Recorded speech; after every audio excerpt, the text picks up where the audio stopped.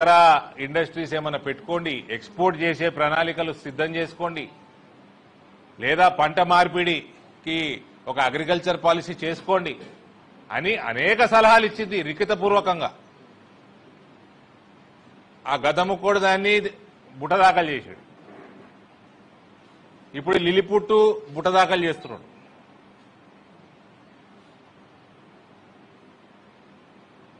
దేనికన్నా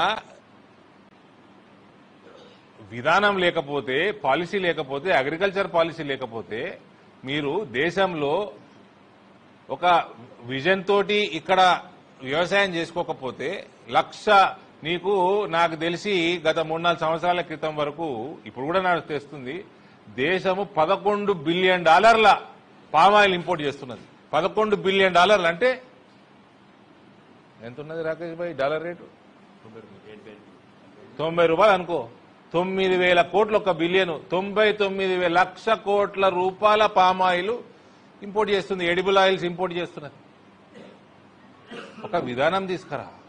ఏ జిల్లాలో ఏ పంటకి నీ భూమి సహకరిస్తుంది, వాతావరణం సహకరిస్తుంది, వర్షాకాలం వర్షం ఎంత పడుతున్నది, నీ ఇరిగేషన్ ప్రాజెక్ట్స్ బ్యాకప్ ఎంతున్నది, గ్రౌండ్ వాటర్ పరిస్థితి ఏంది,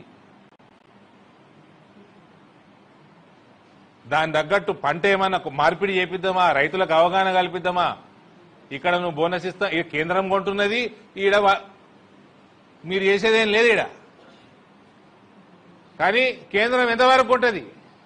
ఇప్పుడు ఇప్పుడు ఈ పంటకి 54 లక్షల మెట్రిక్ టన్నులు కేంద్రం కొంటున్నది. ఈ పంటకి, వర్షాకాలం పంటకి 80 లక్షలు కొనండి అని ఉత్తమ్ కుమార్ రెడ్డి లేఖ రాసిండు. సరే, నువ్వు ఎంత ఏడుస్తావు ఏడు, నీ ప్రొక్యూర్మెంట్ ఎంత ఏడుస్తావు చూస్తా నేను కూడా.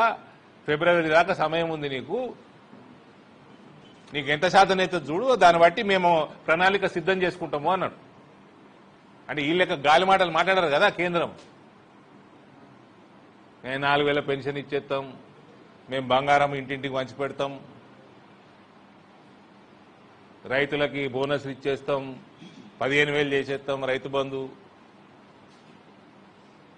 బీసీ ఇది, ఎస్సీ ప్లాన్ అది ఏమంటారు వాళ్ళు, కామారెడ్డి డిక్లరేషన్. సీఎం ఏమో గింతున్నాడు, డిక్లరేషన్ ఏమో ఇంతున్నది. ఏది అమలు చేసేలేదు, పీకేయలేదు.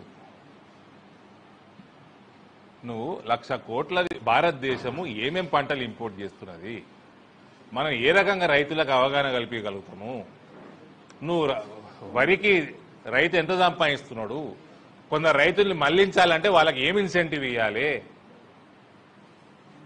ఏ పంటకి వాళ్ళని మోటివేట్ చేయాలి, వాళ్ళు మోటివేట్ అయినందుకు నీ సహాయం ఏంది, నీ బోనస్ ఏంది, వాళ్ళకి 4 రూపాయలు ఎక్కువ ఇస్తే పోతారా, ఎటువంటి పంటలు మన దేశంలో మార్కెట్ బాగుంటుంది, మన జనాభానే పెద్ద మార్కెట్. ఇట్లా ఒక ప్రణాళిక చేసి మెల్లమెల్లగా మనము వీలైనంత వరకు పంట మార్పిడి కార్యక్రమం కానీ ఇవన్నీ చేసుకుంటే, రైతులకు చెప్తున్నాను, నువ్వు ఇచ్చే ఎంఎస్పీల కన్నా, మీరిచ్చే పైసల కన్నా వివిధ పంటలకి 4 గింతలు ఎక్కువ మార్కెట్లోనే వస్తాయా.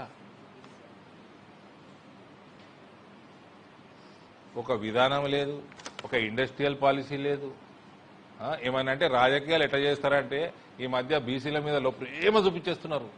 ఓడు చూపిస్తున్నాడు, బీసీల ఫీ రీఎంబర్స్మెంట్ బంద్ చేసినోడు చూపిస్తున్నాడు.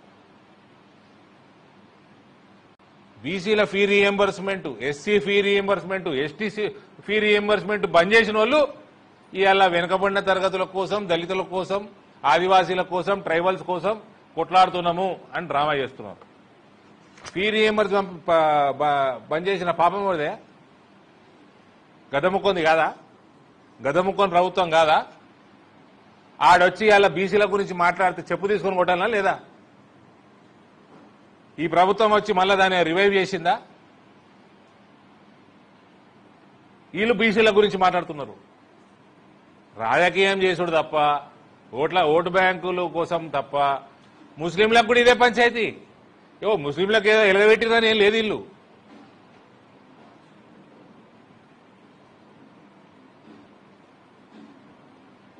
ఆరోగ్య బీమా లేదు, ఫసల్ బీమా లేదు, ఫీ రీఎంబర్స్మెంట్లు లేవు, నోటిఫికేషన్లు లేవు, చదువు చెప్పనీకి ఫీజు ఇయ్యరు, చదువుకున్నోనికి ఉద్యోగం ఇయ్యరు.